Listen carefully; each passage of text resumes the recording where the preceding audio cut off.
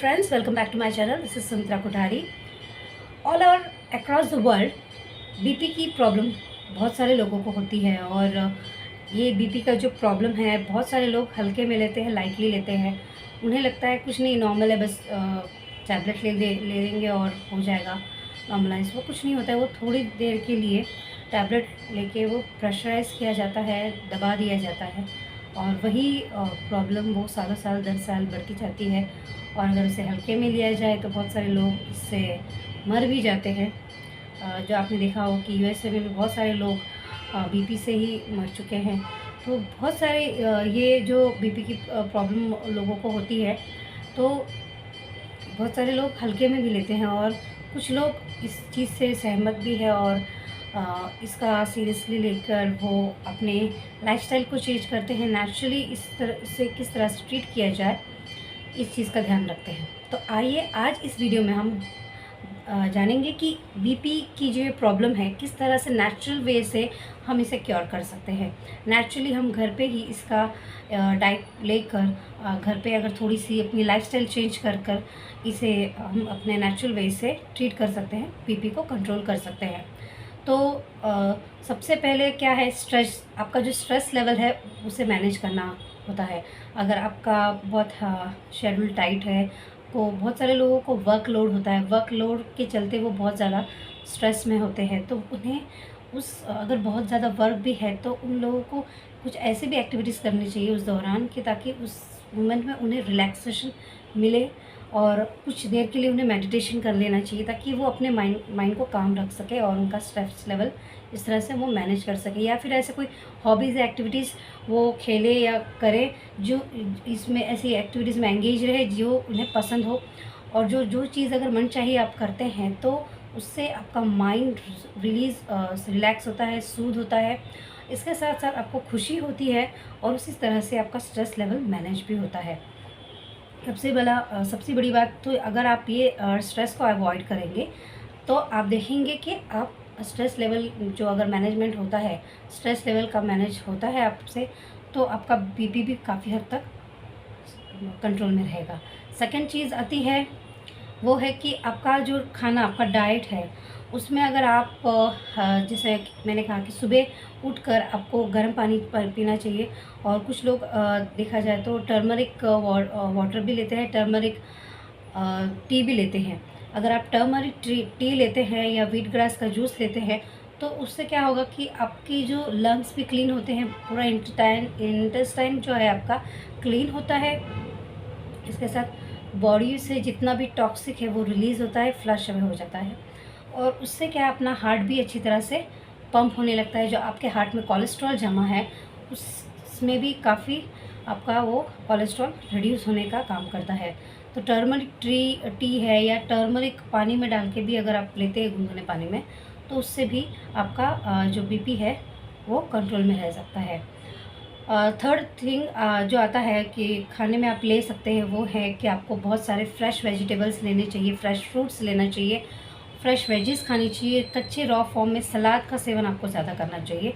Whole grains, whole food आपको खाना चाहिए आपके डाइट में, और ना कि आपको वाइट चीज़ों से आपको परहेज़ करना चाहिए। जैसे कि आपकी वाइट जो चीज़ें हैं, जैसे कि वाइट शुगर, कार्ब्स और सॉल्ट, इन सब चीज़ से आपको परहेज़ करना चाहिए। आप ये कोशिश कीजिए सॉल्ट की जगह आप अगर पिंक सॉल्ट यूज़ करते हैं, टेबल सॉल्ट की जगह आप अगर काला नमक यूज़ करते हैं अपने डाइट में, तो इससे आपको काफ़ी हद तक मतलब आराम मिल सकता है। और आप हो सके तो बीपी पेशेंट होने की वजह से आप अपने खाने में सोडियम का इंटेक कम करें, यानी कि सॉल्ट का इंटेक आप कम ही करें। और वाइट चीज़ें जैसे मैंने कहा शुगर और प्रोसेस फूड और बहुत सारे ऐसे कार्ब्स होते हैं जो हाई कार्ब्स है, इन फूड्स को आप अवॉइड ही करें जो बीपी पेशेंट के लिए अच्छा नहीं होता है। और फोर्थ थिंग ये है कि आप डार्क चॉकलेट खाएं। डार्क चॉकलेट और कोकोआ से माइंड सूद होता है और स्ट्रेस लेवल को मैनेज करने के लिए काफ़ी हद तक ये अच्छा काम करता है। और फिफ्थ है एक्सरसाइज। एक्सरसाइज में योगा, मेडिटेशन और बीपी पेशेंट अगर कार्डियो नहीं कर सकते तो वो ब्रिस्क वॉक कर सकते हैं। या योगा कर सकते हैं, मेडिटेशन कर सकते हैं। इससे उनका जो हार्ट है अच्छी तरह से पंप करने लगेगा और ब्लड वेसल्स काफ़ी उनका रिलैक्स होता है और काफ़ी उन्हें हेल्प होती है। उनके ब्लड वेसल्स रिलैक्स होने की वजह से उनका अच्छी तरह से जो हार्ट जो है आपका उनका पंप होने लगता है और उनका ब्लड वेसल्स रिलैक्स होते हैं और हार्ट का जो फंक्शन है वो एक्टिवेट अच्छी तरह से होता है। और बहुत सारे इसमें जो है नर्वस जो सिंपैथेटिक नर्वस सिस्टम है वो अच्छे से काम करने लगता है। और अभी छठी चीज़ जो है वो है कि आपको अच्छी तरह से नींद लेना बहुत ज़रूरी है। अभी नींद अगर आप अच्छे से लेंगे, रिलैक्स होके नींद लेंगे, तो रात के वक्त आप देखेंगे कि जब आप अच्छी नींद लेते हैं तो हार्ट का फंक्शन भी अच्छी तरह से होता है, क्योंकि रात के वक्त अपनी बॉडी जो है रिपेयरिंग मोड में होती है और उस वक्त पूरे हर बॉडी का फंक्शन जो है, चाहे वो हार्ट हो, लंग्स हो, पूरे बॉडी का हर एक पार्ट जो है रिपेयरिंग मोड में होता है, अच्छी तरह से वो काम कर रहा होता है। तो आपको 7 से 8 घंटे तक अच्छी नींद लेनी है, डीप स्लीप लेनी है, ये आपको ध्यान रखना है। और छठी चीज़ जो है, आपके खाने में सबसे ज़्यादा पोटेशियम रिच फूड आपको ऐड करना है। पोटेशियम रिच फूड जैसे मैंने आपको बताया कि ग्रीन रिच वेजिटेबल्स यानी कि स्वीट पोटैटोज़ खाना है, पोटैटोज़ खाना है, उसमें पोटेशियम होता है। फ्रेश वेजीज लेना है, बेरीज़ लेना है, आपको टोमेटोज़ लेना है जिसमें टोमेटोज़ में लाइकोपिन होता है। और जो वेजिटेबल्स जो होते हैं रिच इन पॉलीफिनल्स और फ्लेवोनाइड्स होते हैं, वो फ्रूट्स खाने हैं आपको। स्वीट पोटैटो खाना है और बनानास खाना है। बनानास से भी आपका बीपी जो है नॉर्मलाइज रहता है। इससे आपको पोटेशियम रिच फूड खाते हैं तो ब्लड प्रेशर जो है वो नॉर्मल रहता है, अंडर कंट्रोल रहता है। 6 आता है आपका मैग्नीशियम रिच फूड खाना। मैग्नीशियम रिच अगर फूड खाते हैं यानी कि होल फूड फ्रूट्स, लेग्यूम्स और लेंटिम्स अगर खाते हो, जिसमें लेग्यूम्स और लेंटिम्स उसमें मैग्नीशियम होता है, अगर वो फूड खाते हो तो आपको रात को नींद भी अच्छी आती है।